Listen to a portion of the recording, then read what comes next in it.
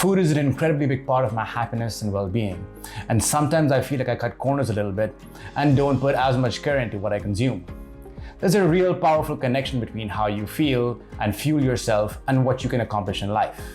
As a result, those fuel sources deserve careful attention. In this video, I want to talk about why I follow flexible dieting as my methodology of choice to achieve my fitness goals while maintaining my sanity and health, and why I feel many people have found it useful in their own fitness journeys. What I'd also like to emphasize is that you don't have to strictly follow a clean eating regime in order to achieve fat loss or hit your fitness goals.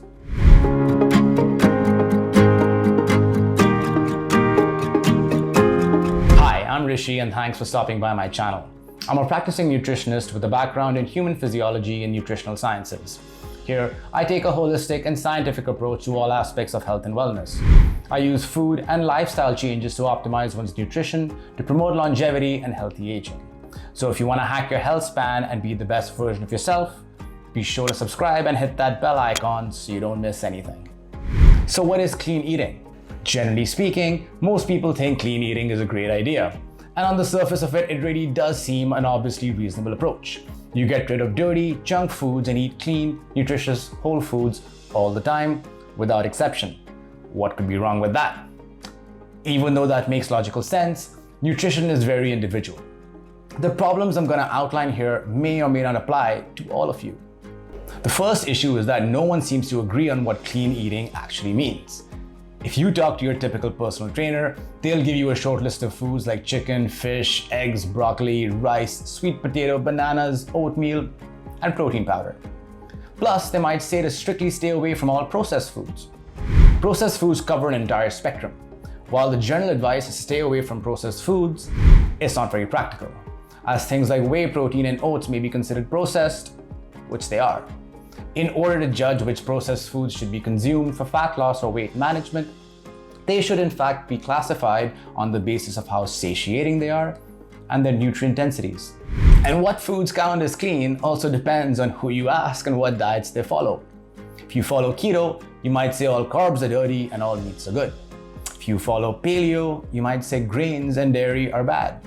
And if you're a vegan, you might say that all meats are bad in general. And this is the problem. If you tried eating clean according to every diet camp's definition, you'd probably end up eating ice cubes. The second issue with clean eating for fat loss is that even if it technically works, it's still unnecessarily inconvenient for most people. A true commitment to clean eating means you're not able to partake in special occasions or enjoy dinners with family or friends because most of the menu is off limits. And that kind of sucks because you miss out on a lot of life for no reason.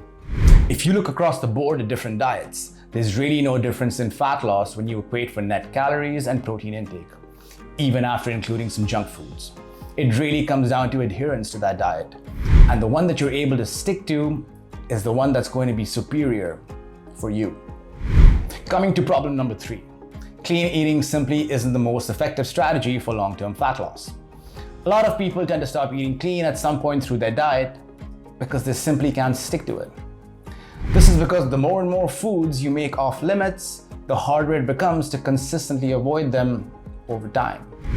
Let me just say that if clean eating works for you and you can stick to it, then that's great. Despite its drawbacks, it's still an extremely popular diet in the fitness industry today. I also want to emphasize that just because diets like keto, low carb, paleo, or vegan are inflexible, doesn't mean they don't work or people can't stick to them and achieve their fitness goals. So what is flexible dieting? Personally speaking, the more I tried to eat clean during the week and was exposed to foods not considered clean over the weekend, I would end up binging all day instead of having just a cheat meal. I never understood why this kept repeating every weekend and would always go from a net deficit to a net surplus for the week, leaving me dazed and confused. But hindsight is always 20/20.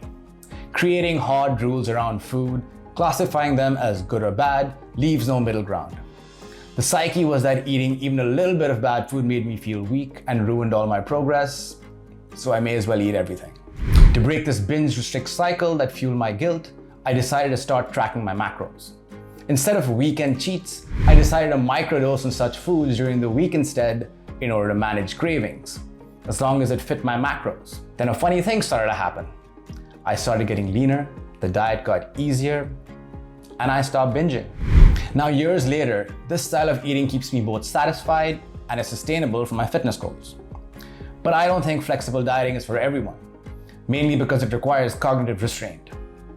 Some people have a hard time moderating their intake, and other methodologies may be better. To manage weight and fat loss, some form of restraint is necessary in order to create and sustain that deficit. However, you get to pick the form of restraint that feels easiest for you, which is the key. Flexible dieting, or if it fits your macros, isn't a magic pill either. Just eating junk food to fit your macro targets won't work for long. What matters is how much junk food you eat and what the rest of your diet looks like. Nutrient density should be your focus for the majority, or at least 80% of the time that you eat. That's what will keep you satisfied and nourished. And if maximizing your health is your main goal, extreme clean eating isn't the best solution. Depending on just how many foods you eliminate, you can easily run into nutrient deficiencies. Unless you carefully monitor your vitamin and mineral intake, eliminating foods or food groups is an easy way to miss out on key nutrients for health. It's important to note that no one diet is a quick fix. The main reason a diet works is due to adherence. Can you stick to it long term and make it a lifestyle? So instead of focusing on eliminating foods, focus on including nutrient-dense foods. More fruits, vegetables, grains, and healthy fats. Don't feel you need to eliminate all junk all the time or even specific food groups. This allows you to consume a larger variety of foods in general. That's a fact when your goals are health, performance, or fat loss. Also, there are no magic fat burning or fat storing foods. Ultimately, fat loss comes down to a sustainable net calorie deficit, plenty protein, and how your body partitions the food that you eat. The last thing I'll say is that regardless of your diet choice, try and be consistent with meal times and meal frequency. It really does matter. I don't believe that everybody's like me. Just because I find flexible dieting easy doesn't mean others will.